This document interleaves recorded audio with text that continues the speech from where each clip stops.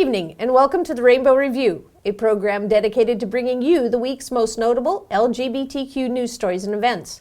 I am Susan Frawley and my co-anchor is Stephen Ryan. Good evening, Stephen. How are you tonight? I'm great. Good. Did you have a good week so far? Yeah, the teachers at CSU Chico are a little worried about the strike, but I think we're going to be okay. Well, it will be what it will be. Yes. Yes, it definitely will. You ready to do some news? Yeah, let's get to it. All right, let's go. Last weekend, the Gender and Sexuality Equity Center at CSU Chico hosted their third annual Trans Conference. The conference, entitled Trans Ending Oppression, Nothing About Us Without Us, was held April 3rd in the BMU auditorium. It featured a number of excellent speakers. The keynote speaker, Genesette Gutierrez, is a founding member of Familia, Trans Queer Liberation Movement. She is well known for interrupting President Obama during a Pride event at the White House. Other speakers at the conference, including Juniper Cordova-Goff and Alex Brown, hosted sessions that dealt with such issues as improving access to transgender health care, transforming politics, and creating trans-inclusive sexual assault programs. We are glad that GSEC held such a well-run and informative event, and we look forward to their conference next year. Once again, we have quite a bit of news regarding the state of various anti-LGBTQ legislation. On March 30th, Mississippi approved an anti-LGBTQ religious freedom bill. The Mississippi Senate approved House Bill 1523 with a vote of 31-17. It returned to the House on April 1st, and it was passed by a vote of 69-45. On April 5th, Governor Phil Bryant signed the bill into law. This bill will allow individuals, businesses, government employees, nonprofits, and other entities to discriminate against not only LGBTQ people, but also anyone who's had extramarital sex based on their sincerely held religious beliefs.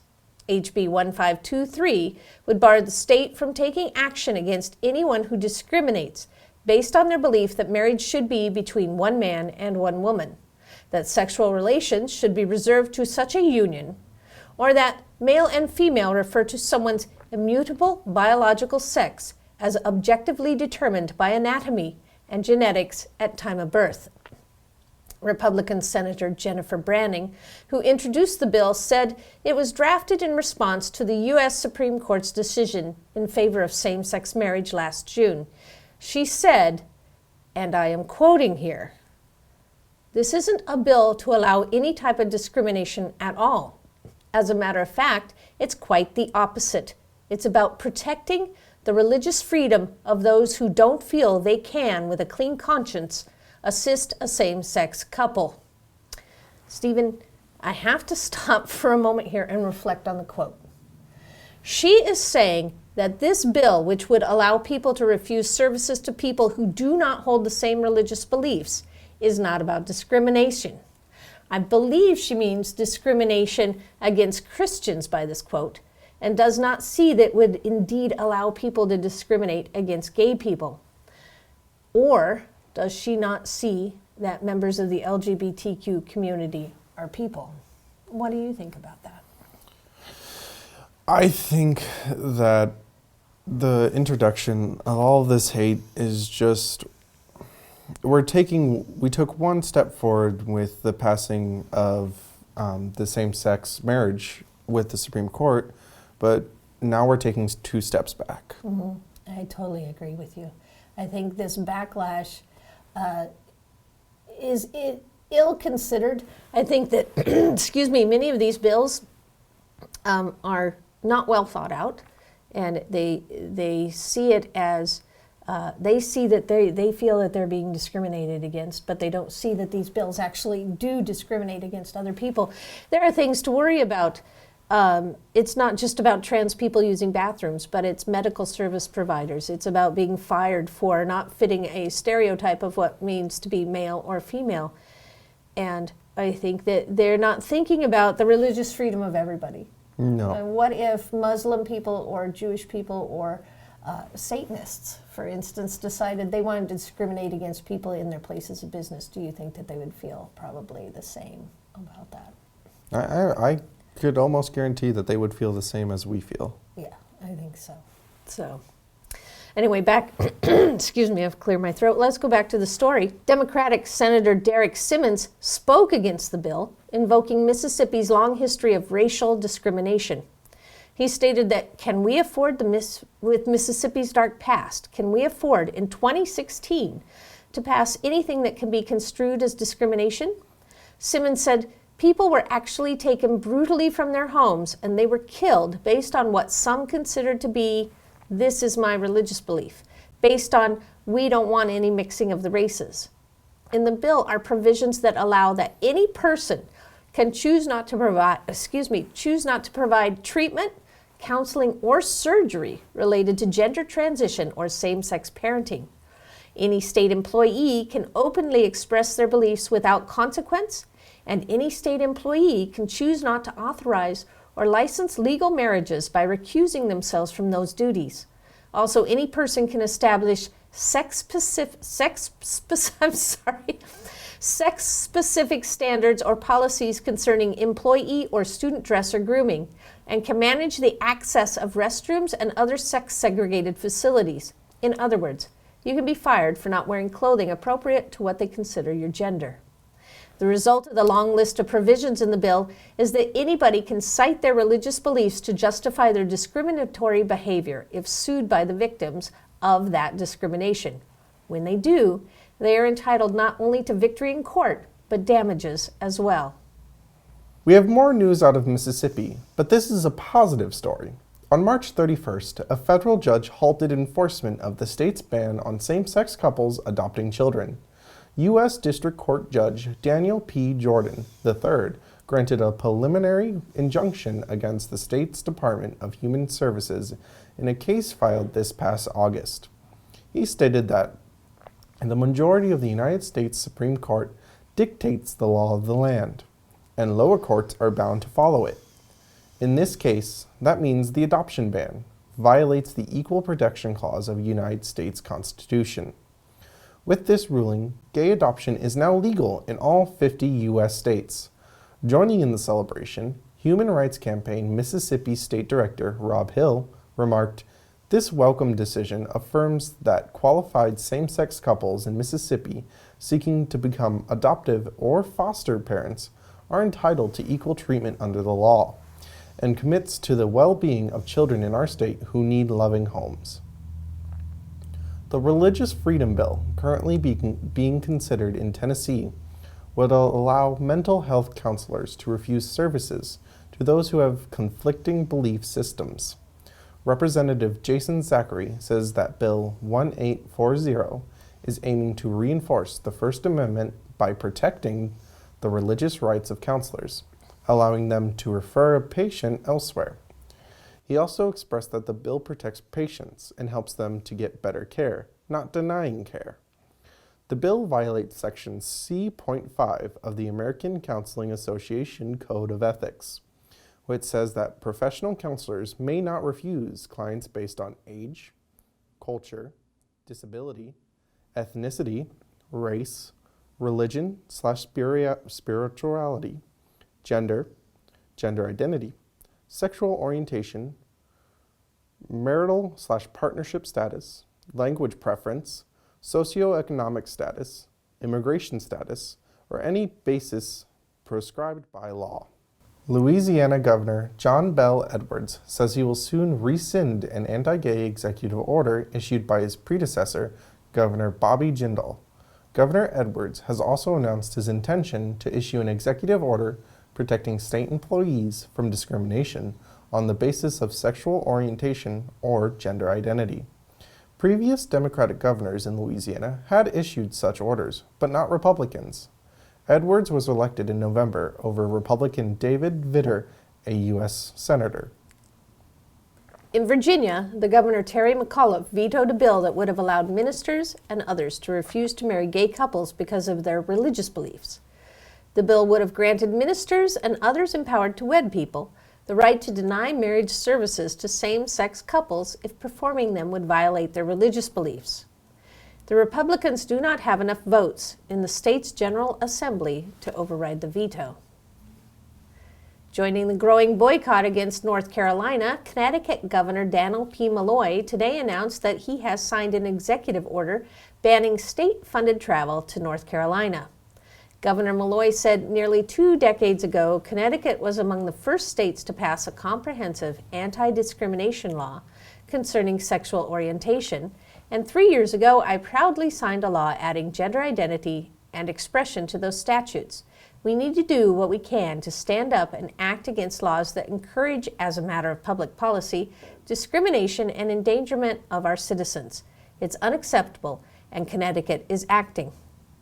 PayPal has also joined in and announced that they are canceling plans to build a new global operations center that was planned for Charlotte.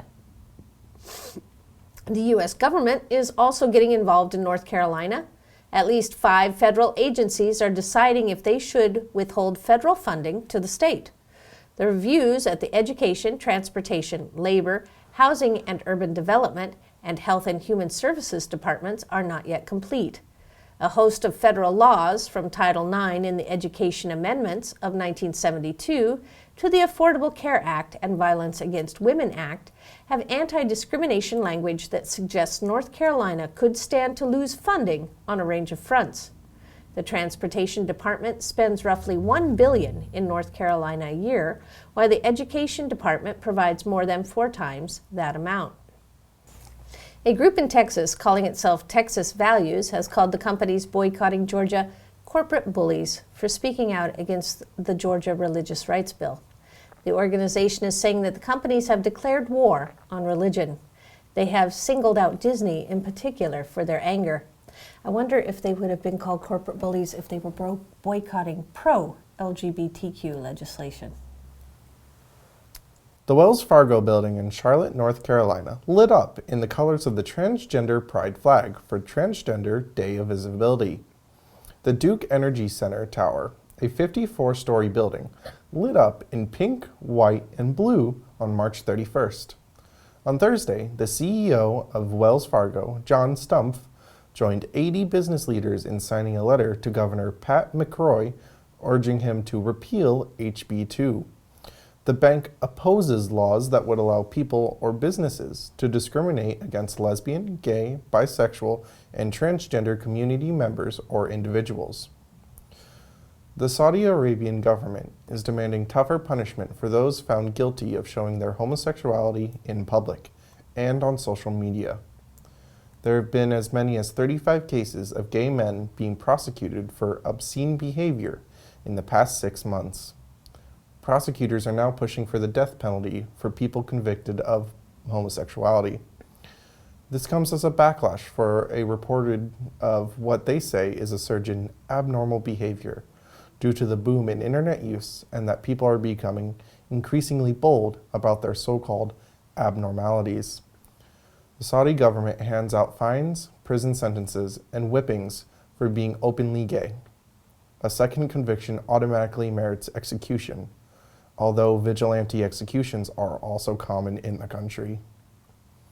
On a happier note, Scotland's First Minister, Nicola Sturgeon, has revealed plans that will introduce the best trans and non-binary laws in the United Kingdom. She has said if she wins May's election, she will endeavour to expand Scotland's gender recognition laws to ensure they are in line with international best practices. Her plans are to allow trans people to be able to change their gender on their birth certificate by self-declaration. Children under 16 will also be allowed to change their gender on their birth certificate with permission of their parents, and also all school children will be taught about tolerance to LGBTQ people through early year, primary, and secondary education. Other legislation she wants to introduce include recognition of non-binary genders by 2021, and the introduction of the choice to have X on passports instead of male or female. Greenland's same-sex marriage law went into effect on April 1st. Greenland's Bishop Sophie Peterson, the country's top religious figure, worked closely with the government to ensure the law would allow same-sex couples to marry in churches and other religious buildings. The joint adoption clause included in Greenland's new Marriage Act will go into effect on July 1st. The Postal Service, serving both Sweden and Denmark, is issuing what it believes is the world's first postage stamp featuring the LGBTQ rainbow pride flag. They will make it available to customers as soon as May 4th. PostNord Sweden head of communications Per Ljungberg said, "By issuing a stamp with the pride flag, we want to emphasize the equal value of all people and the strength represented by people's unique qualities and differences." That is the news, and now here's Stephen with this week's community calendar. In Sacramento, on April 9th, The Bolt is having their monthly country night. There will be a barbecue and drink specials. This is an age 21 and over event and is a fundraiser for the Sacramento Capitol Crossroads Gay Rodeo Association. On April 11th, Chico State Safe Place is having an open house from 9 a.m. to noon at their new office at 633 Bryce Avenue in Chico. On April 12th, they will also be having Title IX for Everyone training from 10 a.m. to noon in Calusa Hall, room 100B. Though this is geared for faculty and staff at Chico State, the public is welcome to attend. Chico GSEC is holding their Take Back the Night week from April 20th to April 22nd. On April 20th, there will be a screening of the movie The Hunting Ground at 6 p.m. in BMU 203. There will also be a focus group on sexual assault prevention hosted by Chico State Safe Place from 8 p.m. to 10 p.m. in BMU 008. On April 21st, the evening will start at 6 p.m. in the BMU auditorium, with the main event being Take Back the Mic at 8 p.m. GSEC will then lead a silent march through downtown Chico at 9 p.m. Take Back the Night allows the students and community members of Chico to all come together and recognize the large ongoing issue of rape culture and violence against women, and to involve themselves in the protest against it. Also on April 21st, is the Youth Empowerment Conference, hosted by Catalyst Domestic Violence Services. This conference is for teens aged 13 to 18. Youth can register by going to their Facebook page and looking for the registration link, or they can register at the link on the screen to Eventbrite. In Reading, at the Shasta Public Library on April 13th from 4:30 to 7:30, there will be an LGBTQ youth movie night and book review. The event is open to youth ages 13 to 17, their friends, and their parents.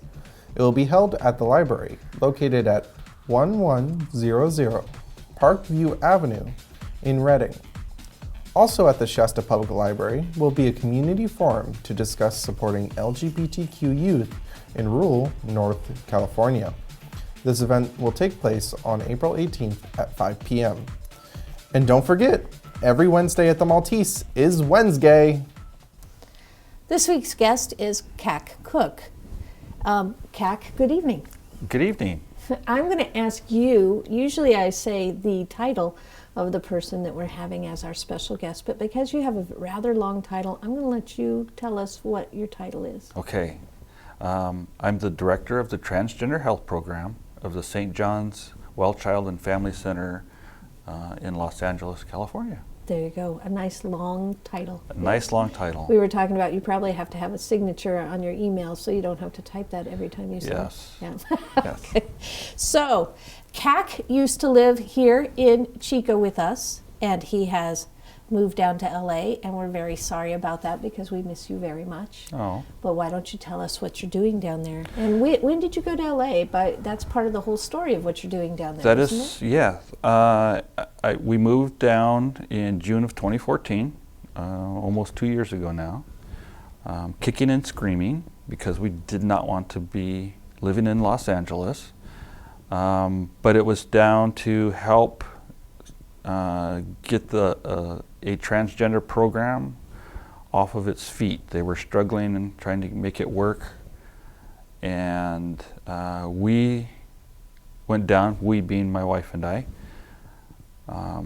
They had 22 patients that they had taken in almost 2 years to get to that point, and they wanted us to see if we could improve on those numbers. And how many patients do you have now? Right now we are right at 800 patients. Wow. Yeah. Yeah, that's a big a big, going from 22 to 800 is a big accomplishment, I would think. Yes, it's huge, and and there's no sign that it's slowing down at all. Wow. That just shows that there's a much needed. It's much needed. Yes. Yeah. And what do you do? I mean, you're the director, obviously, Mm-hmm. but you were kidding around saying you drink coffee a lot. But what exactly are some of the things you're doing down there? So I am the director of the program, but I am also right now the only medical provider for all 800 of those Wow. patients. Yeah.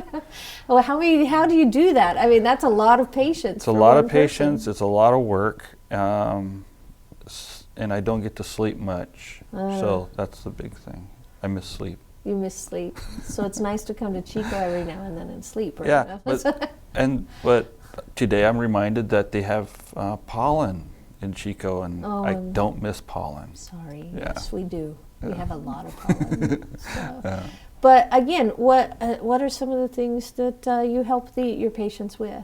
So, being with the Transgender Health Center, what I do is I either continue their hormone therapy or I initiate hormone therapy for these patients. I see them for their general medical care and also help refer them out, those who do want to get surgeries. Not all of them do. Mm-hmm. Actually, there's just a very few that do. But those who do, then we help refer them out to surgeons and make their lives complete the way that they feel that their lives want to be complete. It must be really nice for them to be able to go somewhere where they're treated like people that Yes. understand their medical problems, because I know that's a big issue in the trans community, is finding a place that works really well for them. Yes? Yes, yes. And that's one of the things that we really tried to push when we started this program. I am actually the only cisgendered person who works in our program. Wow. Everybody else is transgender, and everybody who works in our program is a person of transgender, is a person of color.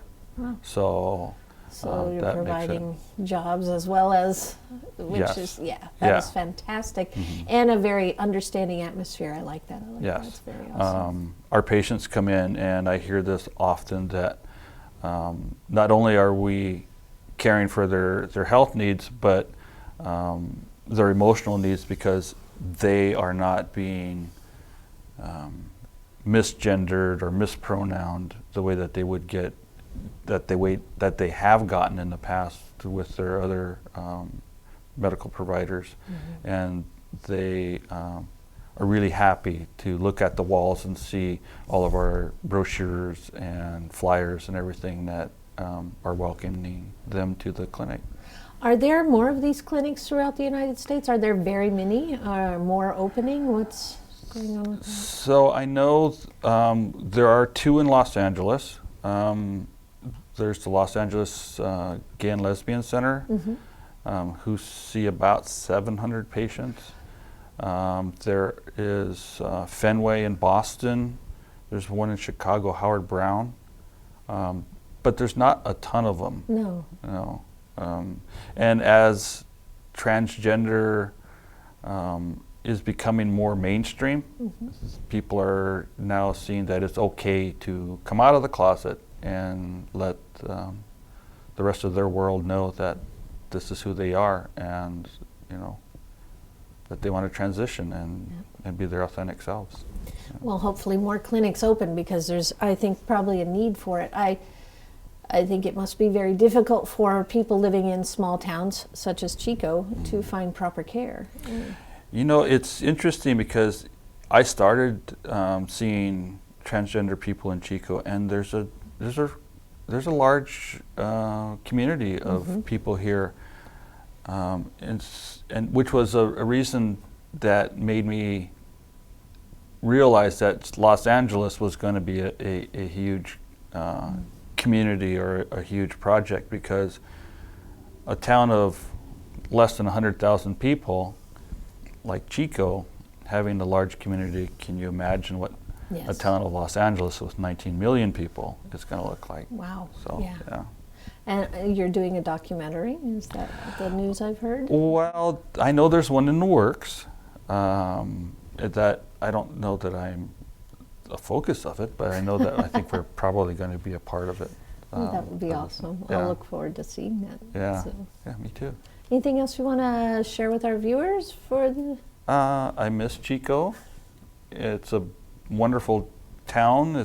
I raised my family here, and it was great. We settled in Long Beach, which is awesome. It has a wonderful community, and it's a wonderful vibe, much like this one. So, yeah. Good. Well, I'm glad you're happy down there, but I'm sure we all miss you very much here. Yeah, we come back when we can. Good. Yeah. So it was very nice to have you tonight, Kak. Thank you so much for coming on the show. Thank you for inviting me. Thank you. Okay. Next week, our guest is going to be Angela Bledsoe with her dog, Oliver, for Fur Baby Corner. If any of you are interested in appearing on our show as a guest to either promote an event or showcase your own business or talent, please email us at therainbowr@gmail.com or visit us at our Facebook page, The Rainbow Review. The Rainbow Review is dependent on support from the community. If you are interested in sponsoring our show, please contact us for details. All contributions are tax deductible. And that is our show for this week. Thank you for watching and have a wonderful night.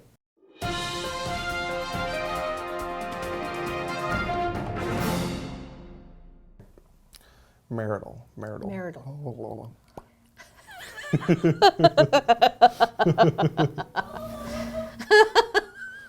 All right.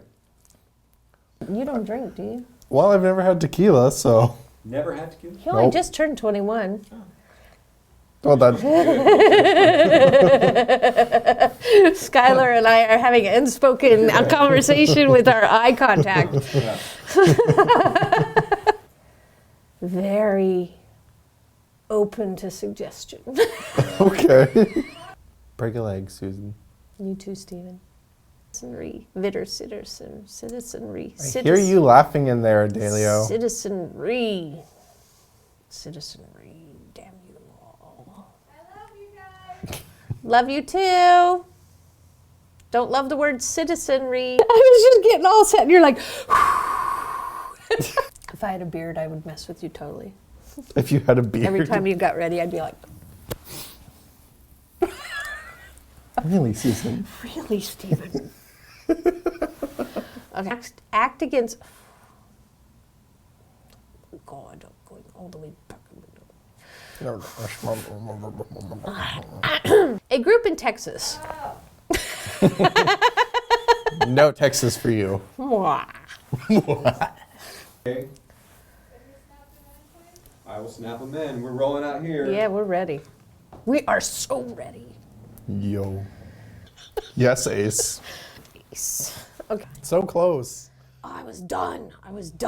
Nicola. I was thinking the same thing too. Nicola. Sorry. I want to Nicola. say Nicola now. Nicola. I hope that wasn't the special K. See what I have to work with. 7:49. It's like Caitlyn Jenner all over again. Oh my God. All right. When you're ready, Stephen. I'm never ready, Susan. When I you're just ready. look ready. Are we ready? Inside, I'm screaming. What are you doing? All right. Are you ready, Adelio? It's the baby Jesus. Jill. I'm so heavenly.